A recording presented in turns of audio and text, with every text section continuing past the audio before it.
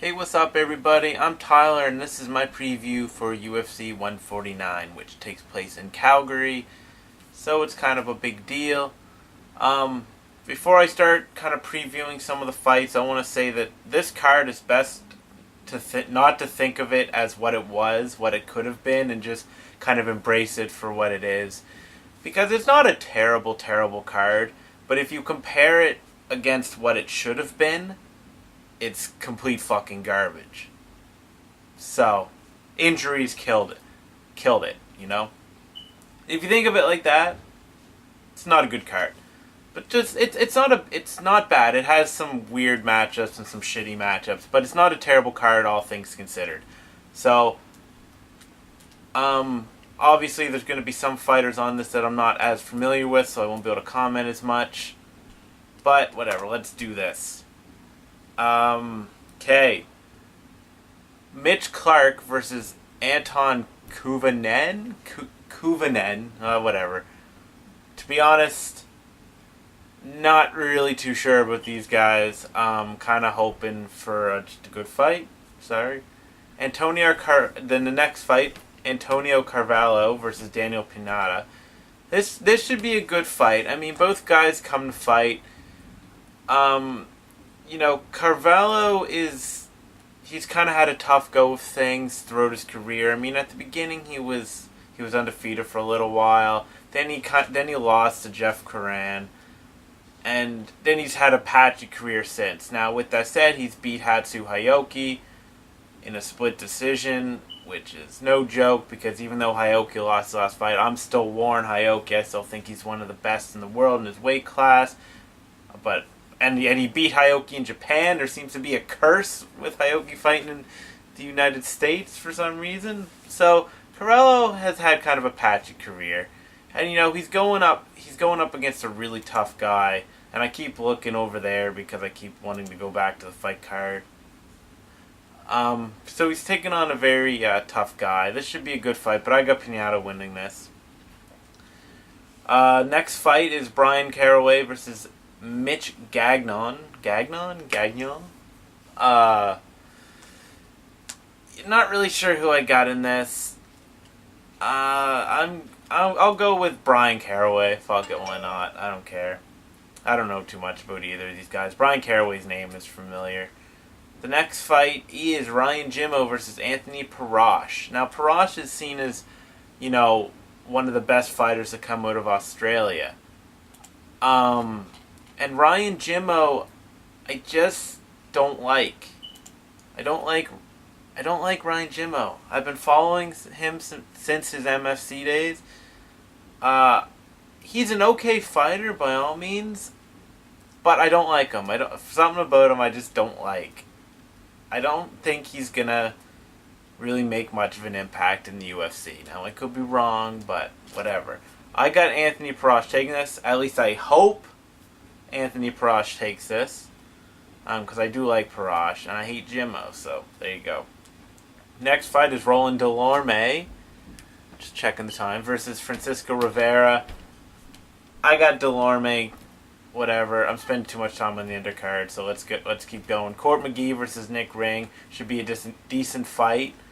Good matchmaking. Court McGee's name makes me laugh because I'm a child at heart. McGee just makes me laugh. Nick Ring, decent fighter, whatnot. I don't know who I got on that. Fuck, I'll take Nick Ring. I don't give a shit. Now, main card. Chris Clements versus Matt Riddle. Somehow, this fight is a main card fight. I don't fucking know. You honestly, as much as I don't like Jimmo, you could have put Jimmo on there, because at least he was a star in MFC and he was coming over. You could have put Daniel Pineda or someone on the main card, but instead you put Matt fucking Riddle. Now, Matt Riddle, he wants to fight to entertain. I give him that. I give him the fact that he comes out, and he wants to put on a fight. He comes forward, but his sloppy as shit striking just isn't gonna get him anywhere. But with that said, he does come to fight. Don't know how he's fucking on the main card. I got him losing to Chris Clements, who I'm not a big fan of, but I got Clements winning this. Now the next fight, Brian Ebersol versus James Head. Now, This is actually one of the fights that I think got better. Whenever you put Brian Ebersol into a fight, that fight gets better. Doesn't matter. I mean, Brian Ebersol's amazing. From his crazy, crazy fighting style to his crazy chest hair. Ebersol is great. And Claude Patrick was supposed to fight James Head, but it's better now that Ebersol's in it. So I'm warring Ebersol in this. I got him winning. I love Ebersol. So yeah. I mean, James Head is no joke, but I just think Ebersol's going to take it because he's the man. Next fight, Cheick Kongo versus Sean Jordan. This was a fight that Big Nog was supposed to be in against Cheick, if I'm correct there. So obviously this fight got worse because it's always a pleasure to see Big Nog. And even though I said at the beginning of the video to not compare what it could have been to what it is, I seem to be doing it. I can't help myself. Should be a good fight, because, Kongo comes to fight. Sometimes he's a little dirty, but he does come to fight. And Sean Jordan also comes to fight. He had a nice key lock against LeVar Johnson in Strikeforce. He won his UFC debut, so he's on he's had a good couple wins there. But I got Cheick Kongo. Yeah, I think... Plus, Cheick Kongo is just the scariest looking guy. I know this doesn't mean anything for fighting, unless you're like Mike fucking Tyson or something, but Cheick Kongo's a scary fucking guy. I'm just throwing that out there. Now we get to the co-main event. This is a big fight. This is a huge fight, I think. Hector Lombard versus Tim Boetsch. Tim Boetsch, of course, coming off that crazy comeback victory and whatnot. I don't think he's had another fight since. My memory's shitty. Hector Lombard is on a ridiculous streak. And he's only lost to Gegard Mousasi and I can't remember who else. But whatever. And he's never been finished. This is interesting because the main event and the co-main event have the kind of massive streak, really hyped guys going against more proven fighters. Tim Boetsch is a good fighter and whatnot. And Hector Lombard has a ridiculous streak, but he's been fighting in Bellator against guys who are mostly alright, but not top of the food chain. But he still has solid wins. I'm not one of these guys who's you got to be top 10 ranked to be an amazing fighter, because honestly the difference between the top 10 and top 15 is probably very slim to none, because there's so many fighters and people get too fucking caught up in rankings and shit. But Lombard, if he doesn't gas and he fights smart, he'll win this. I'm not sure how good Lombard will do in the UFC. This fight's really going to tell me a lot. Because, he has looked poor when he hasn't been able to finish somebody in the first round or two when he's gassed, because he goes out just throwing. He's got world-class skills. He's a great grappler and he's got lots of power. And Tim Boetsch can apparently take a beating and come back and inflict a beating. I'm very interested to see if Tim Boetsch weathers the storm or if Lombard takes him out fairly quickly. Exciting fight. And then we got the main event. A fight that I'm more excited for than Urijah Faber versus Dominic Cruz. The main event is Urijah Faber versus Renan Barao. And I say because I didn't like the last Dominic Cruz versus Urijah Faber fight, so I'm glad they're not fighting again right now. If Faber wins this, he'll get another fight with Cruz and I'll sleep during it or whatever. But this is another fight where you got a massively hyped guy with a crazy streak going against a proven veteran who's been in there with the best. Renan Barao, of course, being the guy with the massive streak.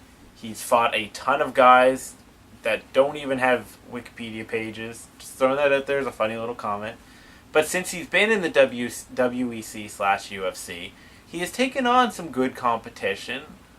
He's beaten Scott Jorgensen and Brad Pickett. They're not bad wins. And the way that he looks, Like, he's got slick ground skills. The way he was on Brad Pickett, I think it was, and took his back instantly was fucking incredible. Slick armbar in a fight with, can't remember who. I just remember the armbar. You know, crazy stand-up. I mean, ask Jorgensen how much spinning shit Barao likes to throw. Flying knees, you know, spinning kicks, spinning back fists. Comes to brawl, comes to fight. Obviously, I like Barao. I don't like Urijah Faber, but I won't deny he's talented and he generally comes to fight. The problem is, will Faber be able to take him down and control Barao? Or will it be a stand-up fight? When you got two grapplers, that tends to happen. I think stand-up really favors Barao. A wrestler can often neutralize good Brazilian Jiu-Jitsu, and Urijah Faber's got good sub-defense, so he could take him down. But I hate Faber. I don't know why. I think it's unfair that he's in a fight with anybody because you're fighting him and his butt chin, and that's just not fair. And I shouldn't be criticizing someone for the way they look.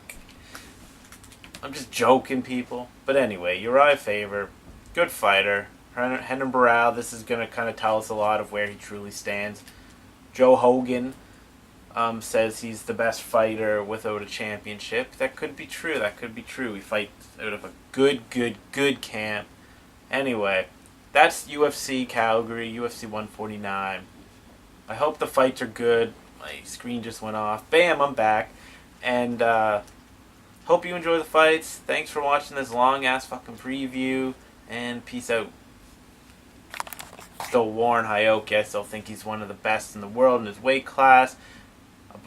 And he beat Hioki in Japan. There seems to be a curse with Hioki fighting in the United States for some reason. So Carello has had kind of a patchy career. And, you know, he's going up against a really tough guy. And I keep looking over there because I keep wanting to go back to the fight card. So he's taking on a very tough guy. This should be a good fight. Should have been. It's complete fucking garbage. So, injuries killed it, you know? If you think of it like that, it's not a good card. But just it's not bad. It has some weird matchups and some shitty matchups, but it's not a terrible card, all things considered. So, obviously there's going to be some fighters on this that I'm not as familiar with, so I won't be able to comment as much.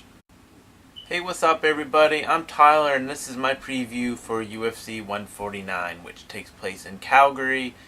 So it's kind of a big deal. Before I start kind of previewing some of the fights, I want to say that this card is best to not to think of it as what it was, what it could have been, and just kind of embrace it for what it is. Because it's not a terrible card, but if you compare it against what it should fight, I mean, both guys come to fight. You know, Carvalho he's kind of had a tough go of things throughout his career. I mean, at the beginning he was undefeated for a little while. Then he lost to Jeff Coran, and then he's had a patchy career since. Now, with that said, he's beat Hatsu Hioki in a split decision, which is no joke because even though Hioki lost the last fight, but whatever. Let's do this. Okay. Mitch Clark versus Anton Kuvanen? Kuvanen, whatever. To be honest, not really too sure about these guys. Kind of hoping for just a good fight. Sorry. Then the next fight, Antonio Carvalho versus Daniel Pineda. This should be a good